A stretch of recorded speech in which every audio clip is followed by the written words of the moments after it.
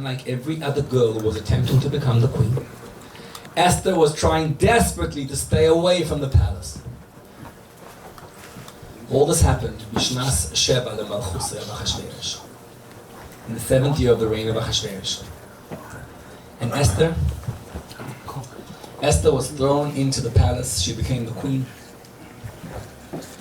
And then a good few years later comes the decree of Haman. And as soon as it came out, Mordechai was out.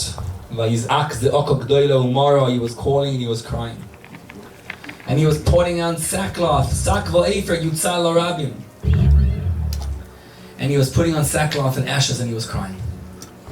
And Esther sent word to Mordechai through Hasach. She says, what's going on? And he tells her exactly what Haman had wanted to achieve. And Rahman al-Islam, surely where you going? There's a gzeira of annihilation against the Jews, every man, woman and child. And he tells her, Esther, I want you to go to the palace, to go to the king, and to beg him and to beseech him for the life of your people. Now look carefully at the words Mordechai chooses to tell Esther. Mordechai had 3 reasons why Esther should go. You see, Esther tells Mordechai, she says to him, you think it's a simple feat to get in front of the Melech, in front of Achashverosh? The previous queen, she was just beheaded. I feel some... The previous queen was beheaded. And he says, and now what? She says, Esther says. Very important. If Vashti was beheaded, what's it to me to behead me? What are the props? I wasn't called in front of the king for 30 days. Was wird sein, she says. Was wird sein. And Mordechai tells her as follows. He says, my dear Esther, there are 3 reasons why you should go.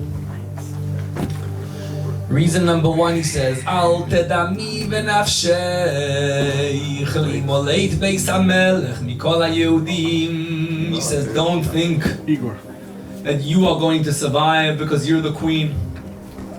Don't think the queen is going to be treated any differently. He says, once they discover, and they will, that you are a Jew, it will make not one iota of a difference that you are intermarried, nor that you are intermarried to the king himself. Once they discover you, they will behead you too. So therefore, the idea is, you are not safe whether you go or you don't go. You know, you realize Esther, another reason why she was scared to go. Because what allowed Esther to go in front of the Melech, in front of a king, a goy? How was she allowed to be with him? Gemara says she was actually married to Mordechai. How was she allowed to go to him? The answer is because she was forced. She had no choice. Esther karka oila moisa. She was coerced. Esther tells Mordechai, if I go in front of Achashverosh, you know what that means? If I go in front of him, I will be lost to you. I will be lost to the Jewish people. I can no longer behave as an Esther, behave as a Jewish girl because I went in on my own will. And Mordechai tells her, reason number 1 why you should go. Ari the Hurst. Reason number 1 is because you'll be killed anyway together with the Jews. You will not be saved. Reason number 2, Pasuk continues. Ki macharei ishtachari shiboeis azo izrevach v'yatzala yamoid layehudim minokoy mocher ve'atu ve'isavich teveidu. He says, you know what? God will save the Jewish people. I guarantee you, one way or another, the Jewish people will come out safe and sound out of this whole thing. The question is, Esther, whether you will be the one to accomplish it or not. So reason number 1 again is because don't think you'll be saved. You'll also be you'll also be beheaded, Rahman al-Islam. Reason number 2, he says, the Jews will be saved one way or another. The question is whether you're going to do it. And then there's reason number 3. Reason number 1's pretty good, right? Reason number 1 is you'll be beheaded anyway. Reason number 2 is who knows, he says. Revach v'Atzala will come to the Jews one way or another. You want to be the one to do it? Reason number 3 makes no sense. Reason number 3 tells her, Umi yoideya im le'eis kozois higat la'malchus. He says, who knows, you've been queen for a bunch of years. Maybe this is the reason why you became queen. Imagine what it would take Esther to walk in front of the Achashverosh. You know, Esther is the only character in the Megillas Esther whose feelings we really experience. Esther is the girl who wants to stay quiet and to herself, and she's thrust into the limelight. Esther tries everything in her power to stay out of the limelight. And you feel her passion.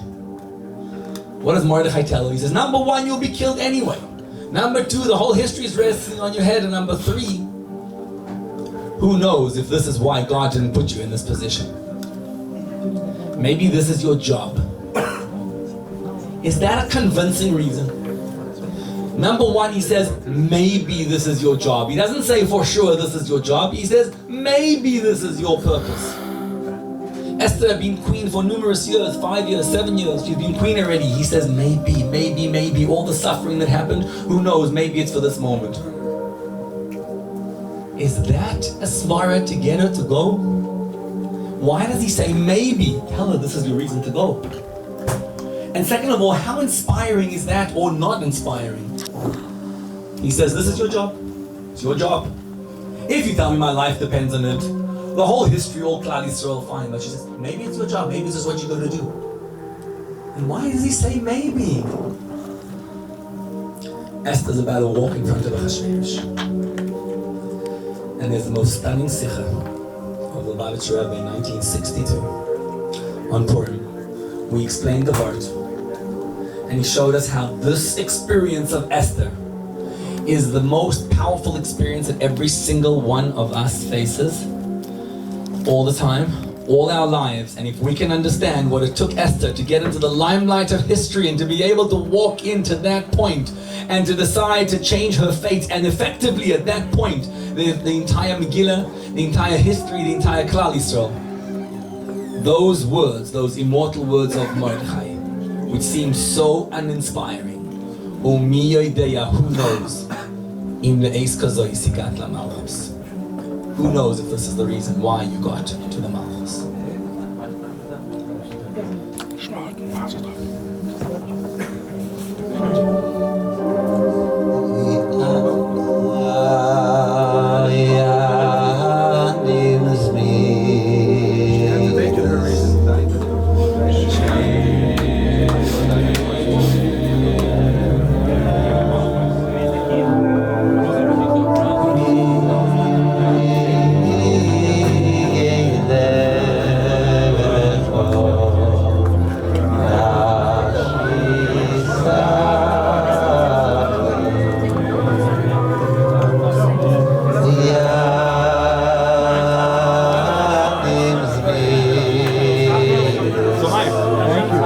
Thank you.